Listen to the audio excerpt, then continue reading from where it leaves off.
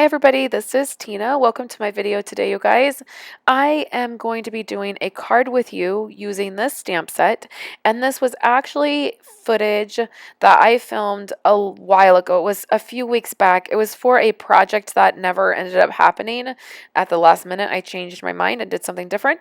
So this video was sitting on my computer, and I thought I would share it with you guys today. So I'm going to be doing some watercoloring with this stamp set right here. This stamp set is in the holiday catalog, and it reminds me of the movie The Grinch.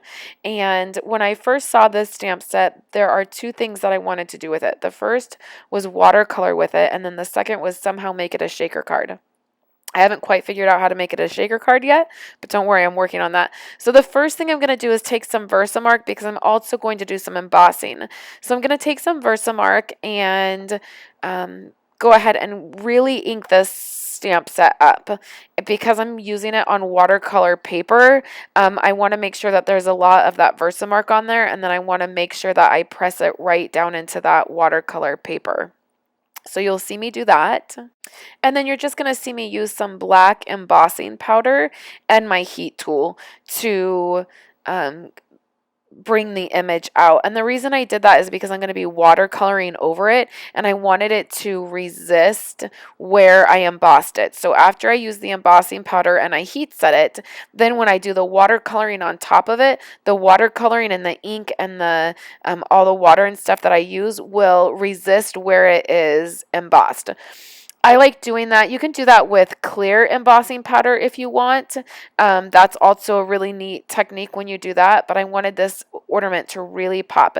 Later on in the video, I'm going to fussy cut it out, and so I wanted it to have really good crisp edges. So I'm just knocking off any of the extra embossing powder, and I'm not really worrying about it because I'm gonna fussy cut it. So it doesn't really matter if I get any of that embossing powder on the outside of the image because I'll cut it out later. So the next thing I'm going to do now that it's all embossed is I'm just taking a page protector, and it just has a white sheet of cardstock in it so I can clearly see it. And I'm just going to do some watercoloring by smashing some of my ink pads down onto this piece of plastic, and then I'm going to be able to watercolor. So the colors I chose were Mint Macaroon and Bermuda Bay. Originally, I thought I might use that darker blue color, but I ended up not using it. It just made the other colors too dark. And so I really just stuck to the two colors, and that worked perfect.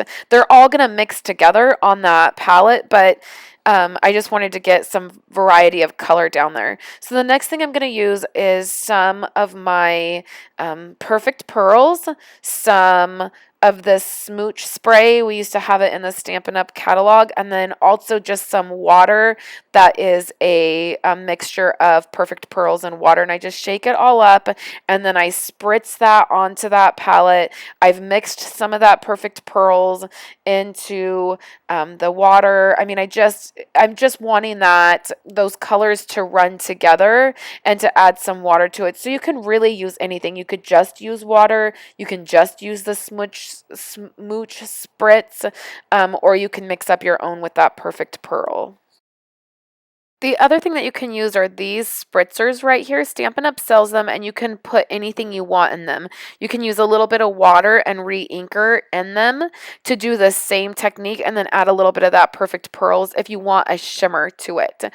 So all I've done is take a re-inker and add it to some water, and if you want to add a little bit of alcohol to it, what it will do is help your image to dry quicker. So after I just kind of spritz all of that on there and get all of that color running, you can see I'm just picking it up and moving it around and just letting all the ink mix. It really ended up turning more of that blue-green because I used the spritzer, and so it ended up kind of just being one color instead of multiple colors.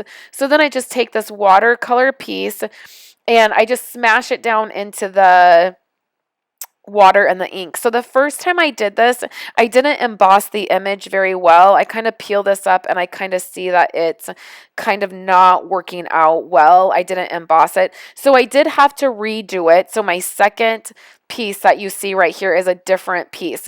But what I did is I embossed that better, and then I'm just moving that all around and really smashing it down. That's why you need watercolor paper, so that that paper will not break down and it will handle that water really well. So you can see there's just a couple places as I just keep flipping it over. There's just a couple places on that image that are not picking up the color for whatever reason. I didn't really know why it did that, but it did that. So I just keep smashing it down and moving the color around. The more water that you get on there, the better. The wetter it is, the better. And you can see that after I add more water the second time, the colors really absorb into that image a lot better. So I just use my heat tool to speed up the process. If you wanted to wait until it was completely dry, you could. I think that you get more of a variety of color or different, not really images, but just the different way the ink reacts as it dries on its own. So if you have time, you can do that. So to put the card together, I've just grabbed some card stock that I'm going to use as a base. This is mint macaroon. It will be my card base, and then I'll put it onto a white card. So then this is basic black, and all I did was take a 1/4 inch of this black off to layer it onto the mint macaroon. So you can see that I did that. And then I take this white piece, and this is actually some designer paper that we have, and it looks like it's embossed, but it's really, it comes that way. I didn't emboss it with an embossing folder, but it's really beautiful. And you could ink the edges of this to let that design come out if you wanted with a sponge dauber. You could totally do that, or you can just lay it down. It's really gorgeous designer paper. That designer paper, it almost just saves you the step of having to emboss it yourself, and you get that same look. So it's really pretty. So I just layered that together. So there are 3 layers there, and then I'm taking this black thread. It's very, very thin thread. It almost doesn't even show up here on the camera.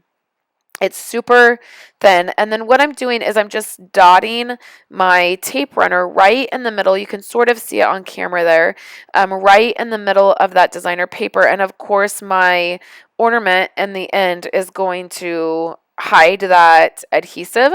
So I zoomed way in here for you guys so you could see what I do. I just start that thread kind of in the middle. You'll see me just press it down onto a piece of that adhesive, and then I just start taking that thread and I just start looping it every which way. You can see I kind of make an 8, a figure 8 to start with, and then I just make loops and twist it, and I try to make sure the loops are going way out into the card because of course the ornament is going to go over that. So I want that thread sticking out, and you can see I'm doing it quick here now. I sped it up a little bit, but you just keep pressing it into that adhesive. If you need to add a little bit more adhesive, that's okay too, but the thread itself is very thin, so it's not hard at all to do this. So then you'll just put some adhesive on the very back of your ornament. Now I fussy cut this, and on this one you can see at the very top of the ornament, I did not fussy cut in to the detail of the top of that ornament. I just kind of left it, and you could, if you wanted, really get into all of those places and fussy cut it. I think either way it looks fine. You'll see one at the end of the video where I fussy cut it very detailed. So I put some foam on the back of that ornament, and then I popped it up so you can see it completely covers that adhesive. So then right now I am simply taking my mono liquid adhesive, and I'm going to add some stars all over this. Those stars are from the border punch, the stars border punch. And what I do is I just take my glitter paper, I have it in a ton of different colors, and I just punch out a bunch of stars, and then I keep them in these little containers. And then that way whenever I need something like this, I can just pull that little container out and use it. So you can see that I just sprinkle them kind of going at an angle down the card. That's one of my favorite things to do with either sequence or these sparkly stars, or even rhinestones. And I try to group the stars into three so that there's little groupings of them, and then I also put them on the ornament itself, so they're kind of tucked off to the side. You can see one is sort of coming off the side of that ornament. I feel like that gives it a little bit more depth when you do that. So then, because this is just the card front, I'm now attaching it to a white piece of cardstock, and that is going to give me my entire card. Here you can see the first one that I did, and I fussy cut that a little bit better, the detail around the very top of the ornament. I got a little bit closer in. And then the first one I did came out too blue. It really did not um, I just didn't like the color. I just felt like there was no color to it, like it was just blue. It looked like I colored it. And I really wanted it to have a watercolor feel. So the second time I did without the dapper denim. And I would love to know which one you guys like better. Do you like the one that came out a little bit darker blue, or do you like the one that is a little bit more blue-green? And I also think that now that I've done this, I think that it would be really pretty in a red.